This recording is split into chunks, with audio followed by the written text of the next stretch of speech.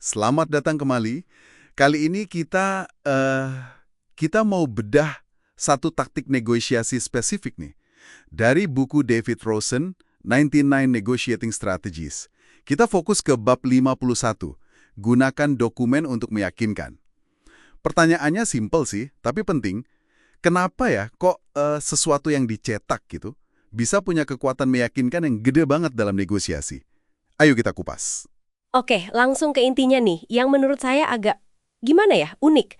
Rosen bilang kebanyakan orang itu anehnya cenderung lebih gampang percaya sama sesuatu yang tertulis atau tercetak.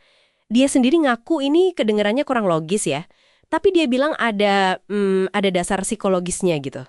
Iya, bener banget. Ini langsung nyentuh ke, bias kognitif kita. Sesuatu yang udah dalam bentuk cetak, dokumen gitu, seringkali kita anggap lebih resmi.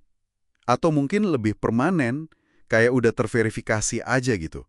Beda banget sama kalau cuma diomongin. Oh, jadi karena ada usaha lebih untuk nyetaknya gitu ya. Atau kesannya kayak dari sumber luar. Bisa jadi, kesannya ada otoritas di baliknya. Makanya saran utamanya Rosen tuh praktis banget. Selalu siapin aja materi cetak atau dokumentasi. Nggak perlu rumit, yang penting ada buat dukung poin kunci Anda. Ah, menarik nih. Jadi bukan semata-mata soal data di dalamnya ya, tapi lebih ke persepsi keseriusan atau validitas yang muncul dari bentuk fisiknya itu. Tapi ada detail menarik lagi nih. Rosen bilang jenis dokumennya itu kadang nggak sepenting fakta bahwa Anda punya dokumen itu.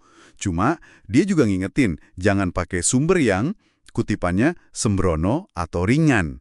Nah, gimana tuh caranya imbanginnya? Apa ya batas sembrono itu?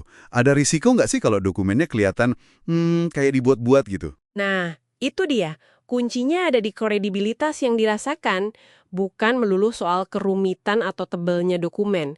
Gak harus berupa riset akademis puluhan halaman kok. Yang penting dokumen itu kelihatan cukup serius. Cukup serius sampai lawan bicara nggak bisa gampang aja ngabaikan atau kayak kata Rosen, nolak mentah-mentah sebagai nggak bisa dipercaya. Oke, jadi ngasih bobot gitu ya? Persis, ngasih bobot nyata ke argumen Anda. Coba bayangin bedanya. Anda cuma bilang, riset pasar nunjukin tren X. Dibanding Anda sodorin selembar kertas, mungkin cuma ringkasan satu halaman, ada grafiknya dikit, judulnya Poin Kunci Riset Pasar. Efeknya beda loh. Bener juga ya.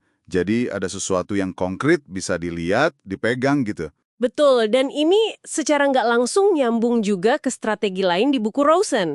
Kayak misalnya nyebut sumber atau otoritas eksternal. Itu bab 52 kalau nggak salah. Dokumen ini bisa jadi bukti fisiknya. Prinsipnya sama kayak waktu kita minta bukti tertulis dari klaim pihak lain yang dibahas di bab 34. Oke. Kredibilitas yang dirasakan. Berarti cara kita nyajiin dokumennya juga ngaruh ya? Bukan cuma asal ada. Misalnya nih, negosiasi gaji. Saya bawa print out data gaji rata-rata industri. Sumbernya sih online lah, tapi cukup kredibel lah.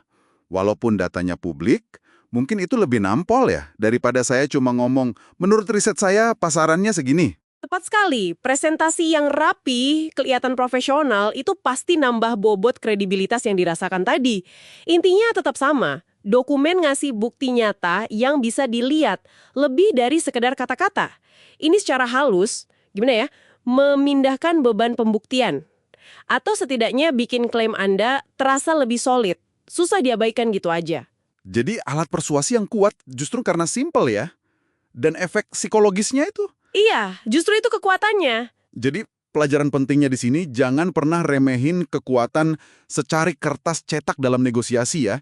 Kayaknya sepele, tapi ternyata ada lapisan psikologisnya. Dalam juga ya. Betul. Strategi ini pada dasarnya manfaatin bias alami kita aja sama tulisan tercetak. Tujuannya bukan buat bikin lawan kewalahan sama data, bukan itu. Tapi lebih ke ngasih, jangkar psikologis. Dukungan nyata yang rasanya lebih solid, lebih kredibel dibanding omongan doang. Ngasih bobot lah intinya. Oke, nah sebagai penutup nih, ada satu pemikiran buat Anda renungkan. Sebelum Anda masuk ke obrolan penting atau negosiasi berikutnya, coba deh pikirin, dokumen cetak simpel apa ya? Bisa jadi kutipan pendek, ringkasan data, atau daftar poin kunci yang dicetak rapi aja, yang bisa Anda siapin buat nguatin argumen Anda yang paling penting. Sesuatu buat dipikirin. Sampai jumpa di pembahasan berikutnya.